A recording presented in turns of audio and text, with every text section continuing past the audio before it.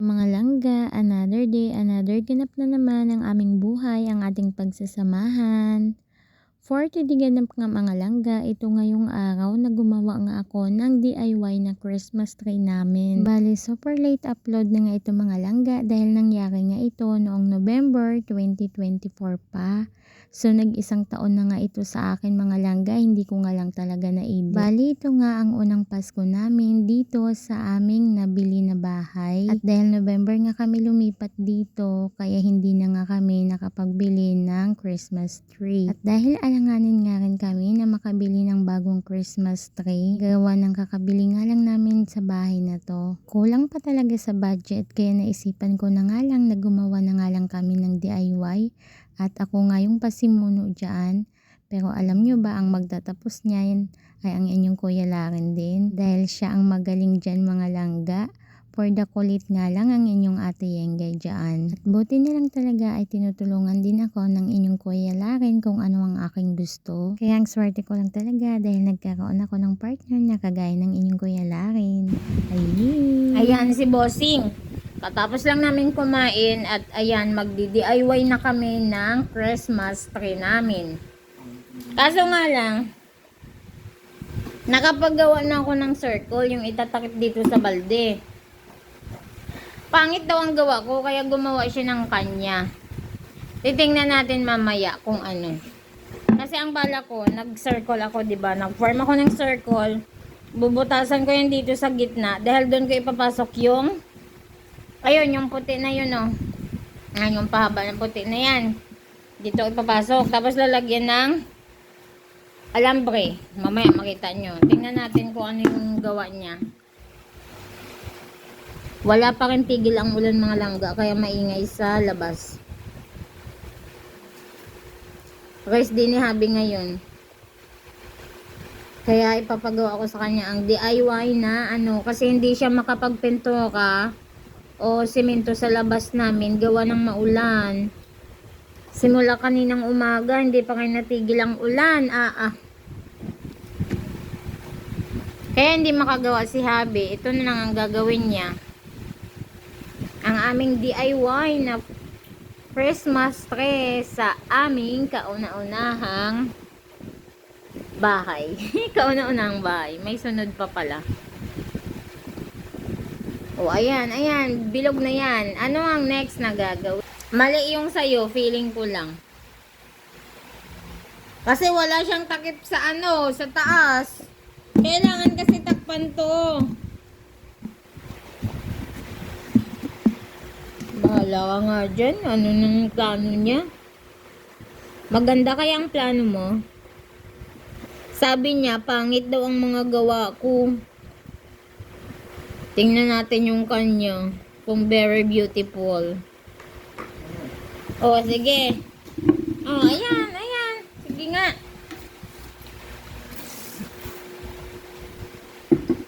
Tapos, anong ending? Ha, ha, ha, ha, ha. Sige. Ano yan? Ano yung ganyan? Kailangan may takip yan dito. Palpak ang plano mo eh. Tapos ang carton mo, ang nipis pa. Ang nipis-nipis. Samantalang yung gawa ko na bilog, ano yun? Matibay yun. Itong balde hindi na namin ito ginagamit. Ito yung aming magiging base. Niyugahan ko na yung kanina. Ito na ang base na gawa ng aking daddy. Ayan. Nilagyan niya ng tanggal ko yung tape. Nilagyan niya ng ano, pabilog dito. Kaya pala naubos ang stick glue kasi ayan, grabing stick glue ang nilagay, paikot, matibay na siya. Ito nilagyan ng ganito para medyo mabakod. Tawag nito, matigas. Medyo tumigas. Kasi manipis yung carton na ginamit niya. Kaya kung gagawa kayo, kapalan nyo na. Para hindi na kayo maglalagay ng support. Yung support na ganito. So, ang next na gagawin mo ay ano na. By the way, kagaling lang namin sa labas. Bumili kami ng stick glue. Ayan yung nasa plastic. Stick glue. Anong gagawin dyan? Dito? Sa taas? Ah, yung pinakataas.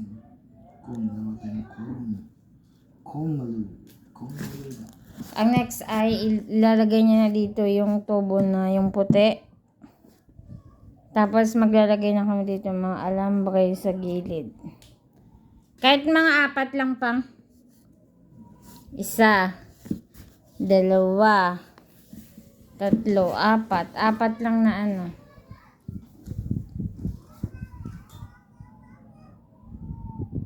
Yan. Medyo mataas din yung tubo namin. Mas mataas niya yung gusto kong gamitin eh. Kaso ayaw ni daddy. Gusto niya yan lang kataas. Ganyan lang. Ayan yung ilalagay mo sa taas. By the way, wala pa akong panlagay ng mga ano. Mga pang decoration ko dyan. Unti-unti ko na lang bilhin. Tibay din yung stick glue ah. Hindi basta-basta matanggal. At ito na nga mga langga, bali nakagawa na nga ang inyong Kuya Larry ng base. So ang gamit nga namin dyan, itong karton at saka balde. At saka meron kaming tubo dyan na parang ala PVC siya. Yun nga ang gagamitin namin para magka-DIY Christmas tree kami. Bali pangalawang araw na nga namin ito mga langga. Hindi nga lagi-lagi ginagawa yan ng inyong Kuya Laren, kaya matagal nga matapos. Dahil kapag resdi nga lang niya, siya gagawa dyan. At habang gumagawa nga siya ay puro nga kami kwentuhan. Pinag-uusapan nga namin dyan yung tungkol sa buhay namin. Hindi lang kasi kami makapaniwala na ngayong taon ay meron na nga kaming sariling bahay. Iba talaga ang plano ni Lord. Basta magtitiwala lang tayo sa Kanya, siya na yung bahala. At syempre, tayo ang gagawa. Nalalagay na ang gitna. Malakas pa rin ang ulan.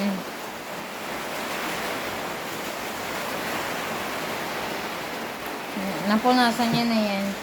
Punasan mo ito? Oo, napunasan na. Ito mga kalawang na yun, hindi matanggal. Tuwid na, pati tuwid mo. Ha? Tuwid mo. Oh. Tuwid na ba? Ito alam, tuwid mo. Ituwid mo ang iyong tubo. Dahil pag hindi iyan tatayo ng ayos. Ituwid mo at huwag mong bibitawan dahil lalagyan ng stick glue. Dahil lalagyan ng stick glue ng daddy ko.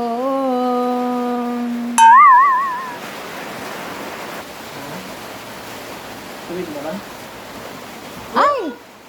Tumbalay! Oh no!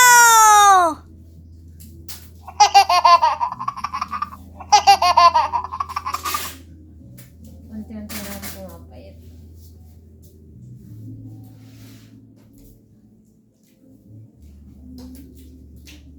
Pumapayat na tayo mga kaboy. Ay!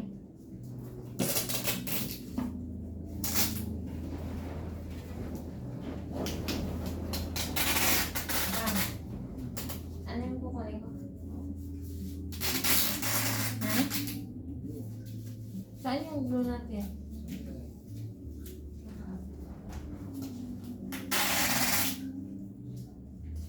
Doon yun tayo.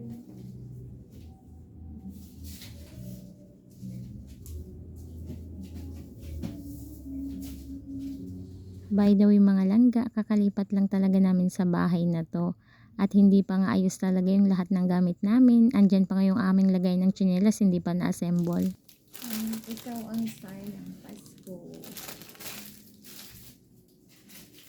At hindi pala dito kung ang gamitan.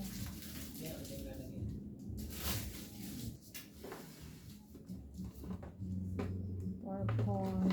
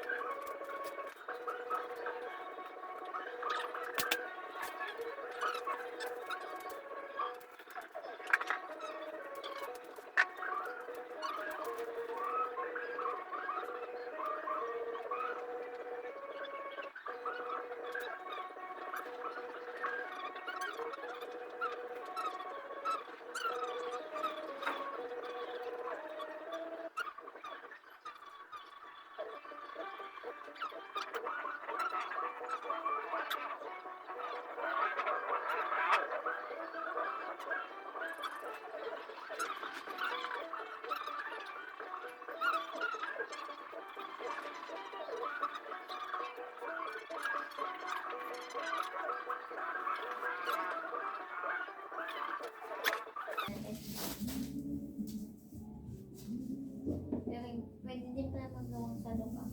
Uy, ito kayo yung salok namin sa probinsya. Okay.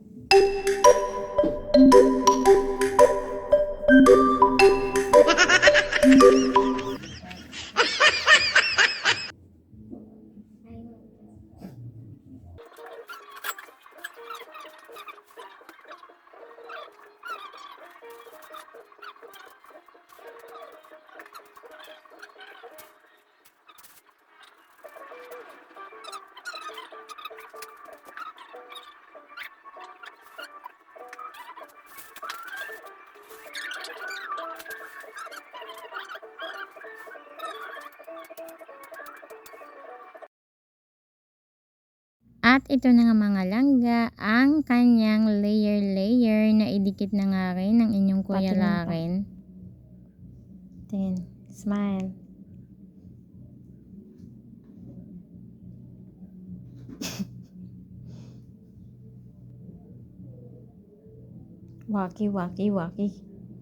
Waki.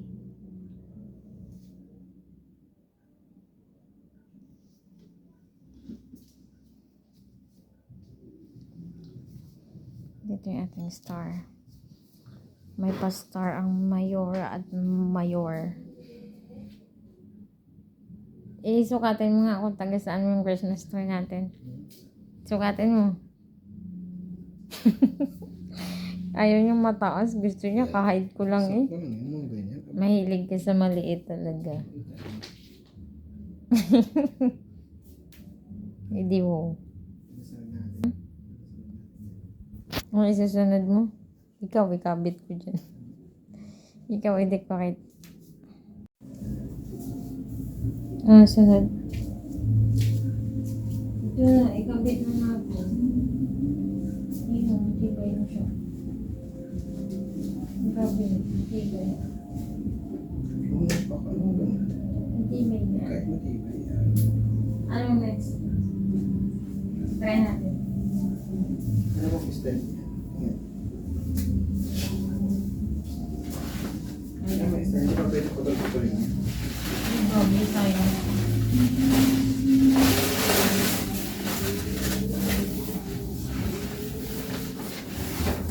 Pag ito wala pa rin.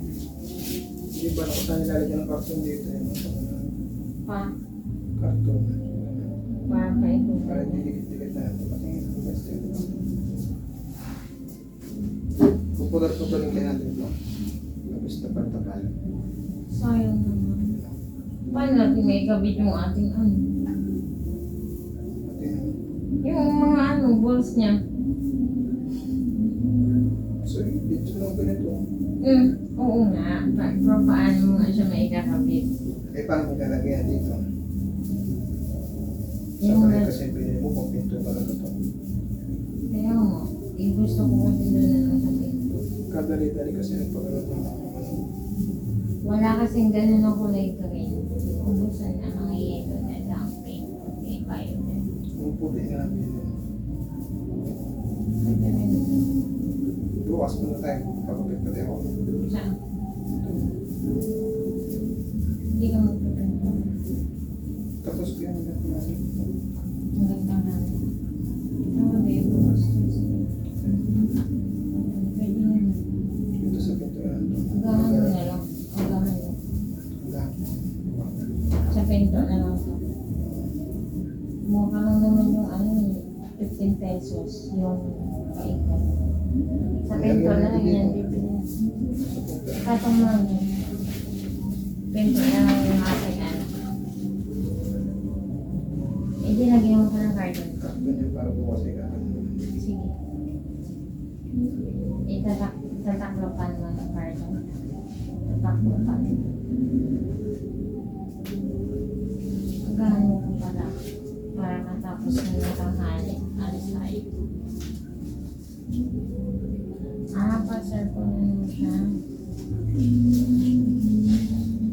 Magandang carton. Malambot lang ng carton. Malambot lang ito na.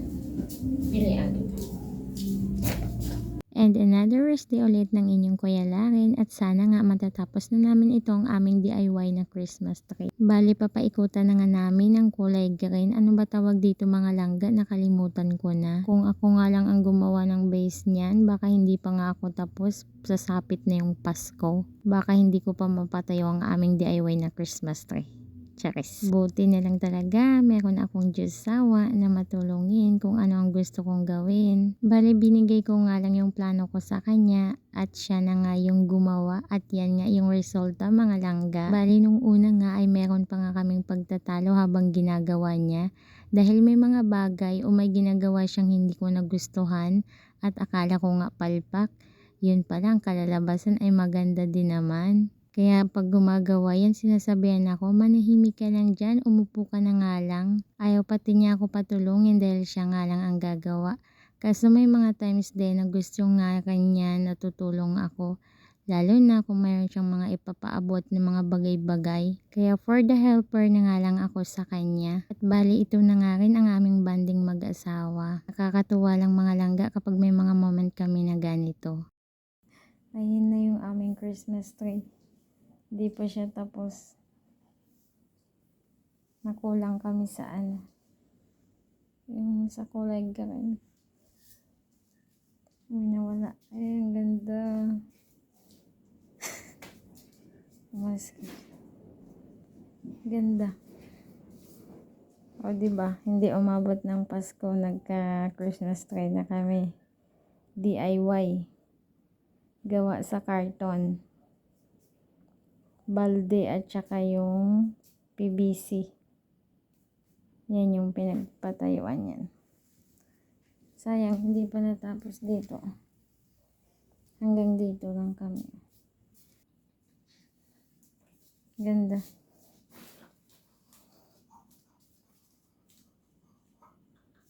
Di ba tare lang yung ano mga langga, yung Christmas ano dyan. Yung lights. Di ba tare siya. Okay na. Kahit wag na dagdagan. Charis.